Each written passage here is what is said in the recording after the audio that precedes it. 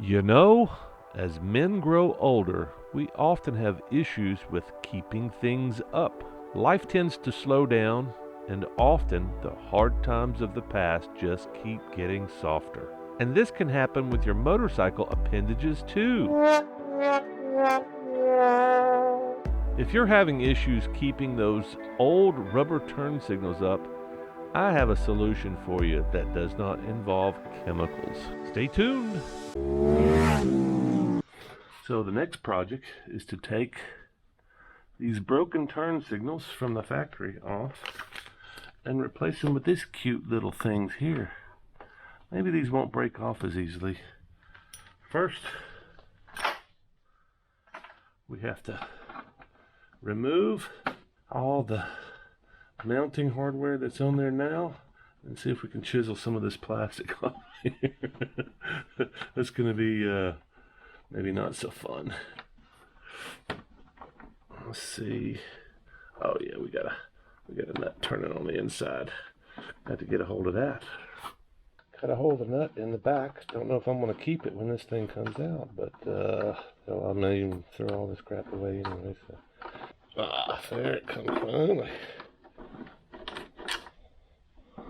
All right. Now, that came off pretty good. So now all I have to do is, I don't think I really have to do anything else. Just pop that thing in there. Boom. And Bob's your uncle. Again, that's one of those situations where you don't have to worry about breaking anything because it's already broken, right? Got them connected. I just don't know if the polarity is an issue. Oh, look at there. And I got flashers. Now I just need to put me a big enough hole in there that would work. Alright, let's put a bigger hole in here. I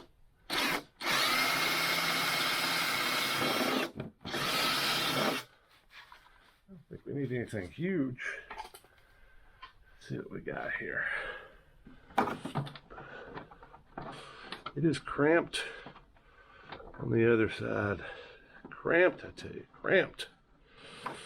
Look at that, perfect. Now if I can just pull this sucker tight, I think the bigger issue might be, can I put this nut on here? That might be the hardest thing I do.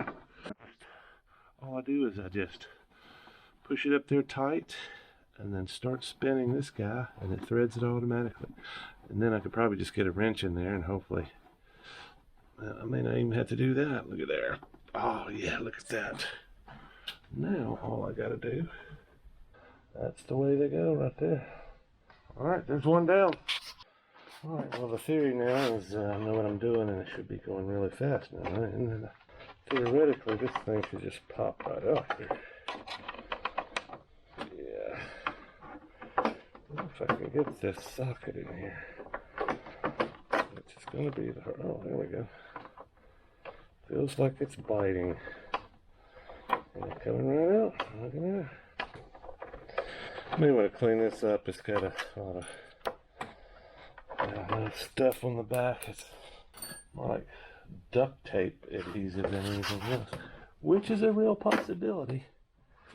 I believe I may have used some duct tape on this job. Duct tape is usually something to get me back to camp, usually.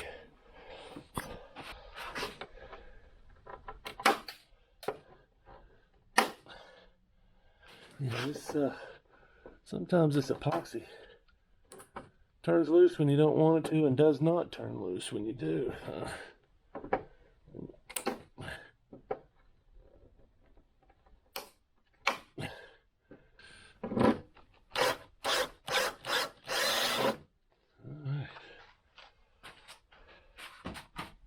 I like those stepper bits. I probably should cover those. I ask people about those every once in a while. Nobody knows what the heck I'm talking about. So drill bits and stepper bits. Drill bits drill a hole all the way through and it's one side. Stepper bits, usually really good on sheet metal and thin stuff. Doesn't tear up either side of the hole, which is really good. Oh yeah, look at that. I think we're going to do the same thing we did last time. Put this thing on here and then thread it. by turning that guy. Seemed like it worked pretty well last time. Even though I've got a little bit more room over here on this one. It seems to be working pretty well so far.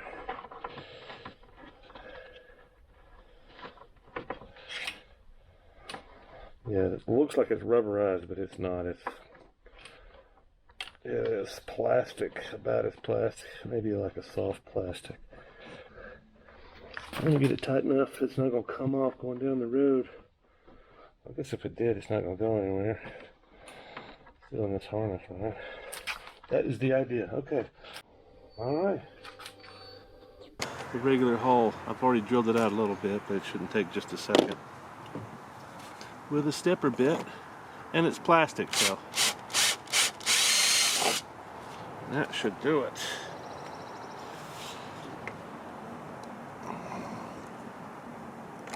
Baba bing. See, all I gotta do now is take that nut off. Let's take this nut off of here.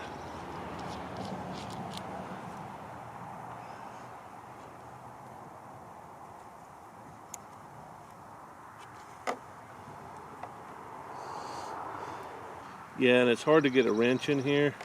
It's probably just easier just to get the nut in there flush and just twist this thing on there. Just don't get the wires too twisted up.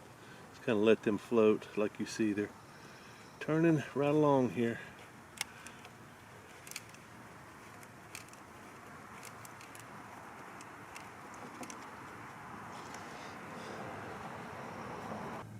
If I could just get this damn wrench up in here. There we go.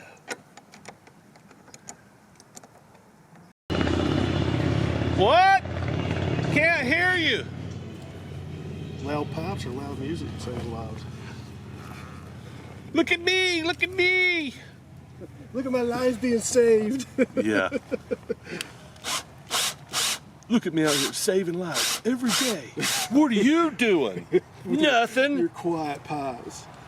Nothing. You're not doing nothing. Loser. Ooh, look at that. I'm really good at this now. Where's that nut? Oh yeah, he's good. Yeah, this may be the hardest thing is getting getting this nut in. Ooh, it's brutal. It's really easy on the front.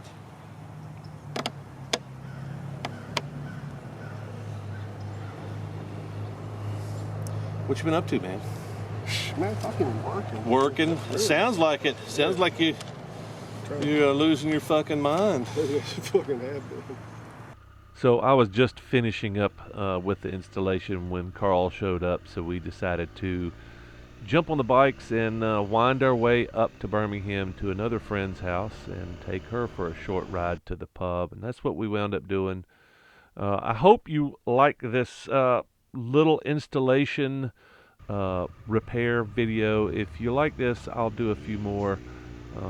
I'm not an expert, but I would like to give you guys some encouragement to be able to save a little bit of money. These things are crazy expensive to do a replacement. I think the turn signals were like $50 a piece versus the $12 I spent on the Amazon versions, and it just doesn't make any sense to me why you know, unless your motorcycle is rare and unique, it just doesn't make any sense to me to spend $200 on a, something that you can get for $12, and it works just fine. So anyway, I will leave some video links in the end screens here, and you can check those out if you're interested in other repair videos.